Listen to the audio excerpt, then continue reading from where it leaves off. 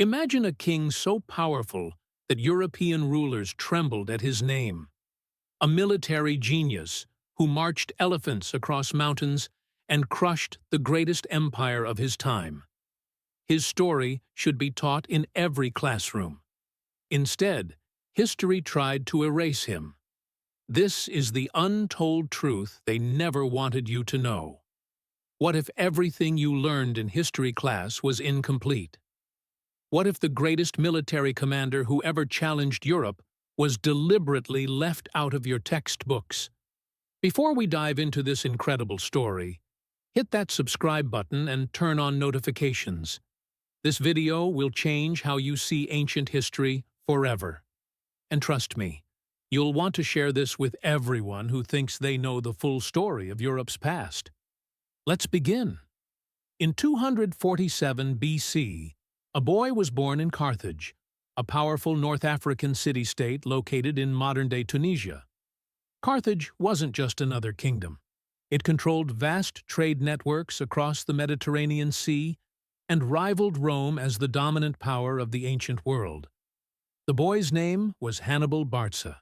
His father, Hamilcar Barca, was one of Carthage's greatest generals who had conquered large portions of Spain. From the moment Hannibal could understand words, he was being prepared for war. Historical records tell us that when Hannibal was just 9 years old, his father took him to a sacred altar. There, the young boy swore an oath that would define his entire existence. He vowed to never be a friend to Rome. This wasn't a game. This was a blood oath that Hannibal would honor for the rest of his life. Unlike most noble children who grew up in comfort, Hannibal was raised on battlefields. His father brought him along on military campaigns throughout Spain, teaching him strategy, tactics, and leadership. By the time he was a teenager, Hannibal had seen more combat than most soldiers experience in a lifetime. At age 26, Hannibal became supreme commander of Carthage's forces in Spain.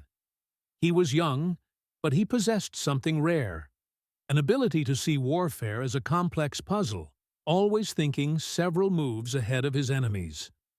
Rome was watching him carefully. They had defeated his father years earlier and forced Carthage to pay massive tributes. They saw Hannibal as just another general they would eventually crush. They were catastrophically wrong. In 218 BC, tensions between Rome and Carthage erupted into open warfare.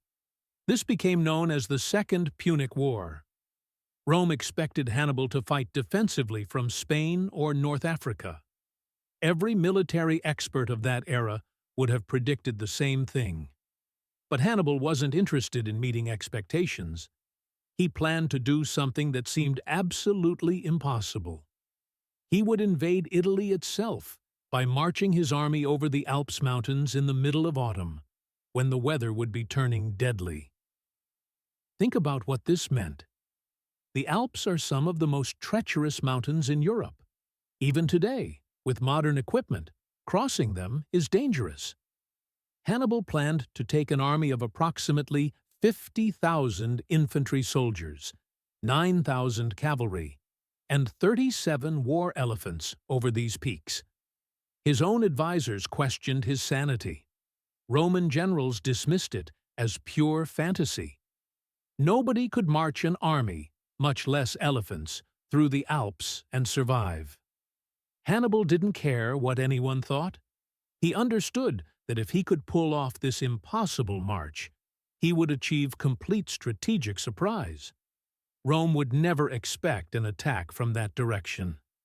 In autumn of 218 BC, Hannibal's massive army began their historic journey.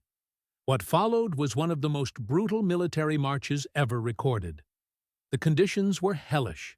Soldiers climbed narrow mountain passes in freezing temperatures. Snow and ice made every step potentially fatal. Men and animals slipped off cliffs to their deaths.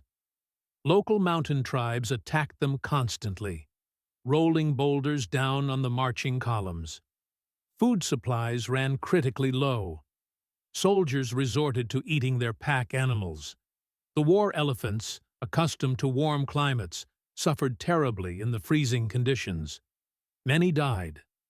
During this crossing, Hannibal himself contracted an eye infection that left him permanently blind in one eye. After 15 agonizing days, the survivors finally descended into the Po Valley in northern Italy. Of the 50,000 soldiers who started the journey, approximately 26,000 survived. Only a handful of the 37 elephants remained alive. The army looked defeated and broken. But appearances can be deceiving. Hannibal immediately began recruiting soldiers from local Gallic tribes who had been conquered by Rome and harbored deep resentment toward their Roman overlords. Within weeks, his army was growing stronger. Rome dispatched legions to destroy this African invader. Roman commanders were confident. After all, Rome possessed the most powerful military machine in the known world. How could this exhausted foreign army possibly pose a real threat? The Battle of Trebia came first, in December 218 BC. Hannibal used brilliant tactical thinking to lure the Roman army into crossing an ice-cold river. Once the Romans were halfway across, weakened and freezing, Hannibal sprang his ambush. The Roman forces were decimated. Then came the Battle of Lake Trasimene in 217 BC. Hannibal positioned his troops in the hills surrounding the lake on a particularly foggy morning. When the Roman army marched through the narrow passage, Hannibal's forces attacked from all sides. In just 3 hours, approximately 15,000 Roman soldiers were killed. It remains one of the most successful ambushes in military history. Rome was beginning to panic. This African general was making their legendary armies look like untrained recruits. In 216 BC, Rome decided to end this threat permanently. They assembled the largest army they had ever fielded, roughly 86,000 soldiers. Hannibal commanded approximately 50,000 men. The Romans had superior numbers, better equipment, and the advantage of fighting on their own territory. The two armies met at Cannae in southern Italy on August 2, 216 BC. What happened that day is still studied in military academies worldwide. Hannibal arranged his infantry in a crescent formation, deliberately placing his weakest troops in the center. When the massive Roman army attacked, the center of Hannibal's line slowly retreated, drawing the Romans deeper and deeper into the formation. The Romans thought they were winning. They pushed harder, eager to break through what appeared to be a collapsing enemy line. Then Hannibal sprang his trap. His cavalry, which had defeated the Roman cavalry on both flanks, swung around behind the Roman army. Simultaneously, the wings of Hannibal's infantry wheeled inward. The crescent became a closing fist. The Roman army was completely surrounded. What followed was systematic slaughter. Historical sources report that between 50,000 and 70,000 Roman soldiers were killed in a single day. It was the worst military defeat in Roman history. The Battle of Cannae is considered by many historians to be the greatest tactical achievement in military history. The double envelopment maneuver Hannibal executed that day became the gold standard of battlefield tactics. After Cannae, much of southern Italy abandoned Rome and allied with Hannibal. For the first time in its history, Rome faced the genuine possibility of total destruction. Roman mothers literally frightened their children into obedience by warning them that Hannibal is coming. For the next 15 years, Hannibal remained in Italy, winning battle after battle. He wasn't just a military genius on the battlefield. He was a master of psychology and politics. He would capture Roman soldiers and then release them, knowing it would make Rome appear weak. He avoided damaging temples and religious sites, earning respect from Italian populations. He systematically turned Rome's allies against them. Rome realized they couldn't defeat Hannibal in direct combat, so they changed tactics. Roman general Fabius Maximus developed a strategy of avoiding pitched battles, instead harassing Hannibal's forces and cutting off his supply lines. This became known as Fabian strategy. Meanwhile, Rome took the war to North Africa itself. In 203 BC, Roman forces invaded Carthaginian territory, forcing Hannibal to leave Italy and defend his homeland. In 202 BC, at the Battle of Zama, Hannibal finally met defeat. Not because he failed as a commander, but because Carthage's government had never provided adequate reinforcements throughout his Italian campaign. Here's where the story takes a darker turn. And here's why most people never learn about Hannibal in school. When civilizations lose wars, the victors write the historical record. Rome won the Second Punic War. Roman historians portrayed Hannibal as a barbaric savage, a cruel invader from uncivilized Africa. They minimized his genius and focused obsessively on Rome's eventual triumph. But there's something deeper happening here.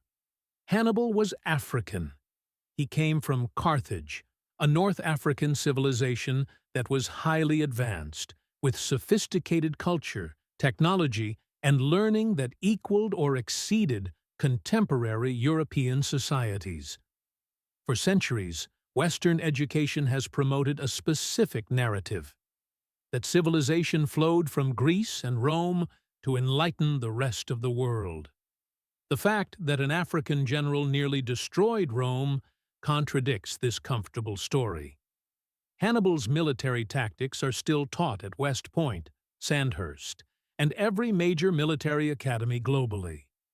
Napoleon studied his campaigns. General Norman Schwarzkopf credited Hannibal's strategies when planning operations during the Gulf War. The double envelopment from Cannae has been attempted countless times throughout history. Even Romans acknowledged his greatness. Scipio Africanus, the Roman general who defeated Hannibal at Zama, reportedly asked Hannibal who he considered the greatest general ever. Hannibal listed Alexander the Great first, then Pyrrhus of Epirus second, then himself third. When Scipio asked what ranking Hannibal would have given himself if he'd won at Zama, Hannibal replied he would have ranked himself first, above even Alexander. Roman historian Livy, despite writing from Rome's perspective, described Hannibal as having superhuman strategic abilities. So why isn't his story as famous as Julius Caesar or Napoleon? Why don't school children learn about the African commander who brought Rome to its knees? The answer is uncomfortable. His story challenges the narrative of European superiority. It demonstrates that African civilizations produced military genius, sophisticated strategy, and tactical innovation that influenced all of subsequent Western military thought. Even in modern depictions, Hannibal's African heritage is often minimized or erased. Films and television shows have cast European actors to play him. Some popular accounts barely mention that Carthage was located in North Africa. This isn't accidental. It's a continuation of the historical bias that began when Rome won the war and controlled how the story would be remembered. But facts are stubborn things. Hannibal Barca was real. His victories were real. His genius was undeniable and documented even by his enemies. He proved that an African military leader could outthink and defeat the greatest empire of the ancient world, not once, but repeatedly, over 15 years. So now you know the truth. Hannibal Barca, the African king who conquered Europe, who terrorized Rome, who revolutionized military strategy forever, was systematically minimized in your history books. His story was too challenging, too contrary to the narrative of European supremacy. So they downplayed it. They erased his heritage. They tried to make you forget. but truth survives. Hannibal's legacy lives in every military textbook, every strategy session, every commander who studies warfare. The Battle of Cannae remains the perfect battle, over 2,000 years later. This African general didn't just fight Rome, he nearly destroyed it. With intelligence, courage, and strategic brilliance that few humans ever achieve. If this story opened your eyes, do 3 things right now. First, subscribe and hit that notification bell. We're uncovering hidden history that your textbooks ignored. Second, comment below. Tell me what other forgotten stories need to be told. Your engagement helps this truth reach more people. Third, share this video everywhere. Send it to friends, family, teachers, post it on social media. We fight historical erasure by spreading truth. Hannibal conquered Europe. Now let's conquer the lies in our history books. The truth is worth fighting for. I'll see you in the next video.